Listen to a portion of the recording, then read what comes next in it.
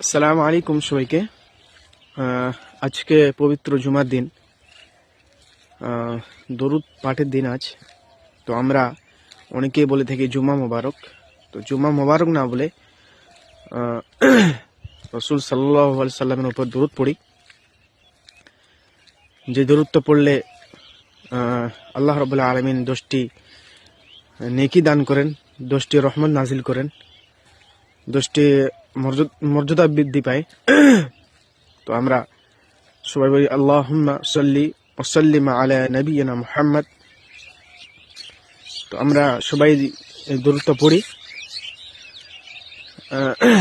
আমরা নিজে পড়ি এবং অপরদেরকে শেয়ার করি যেন তারাও দরুদটা পড়তে পারে।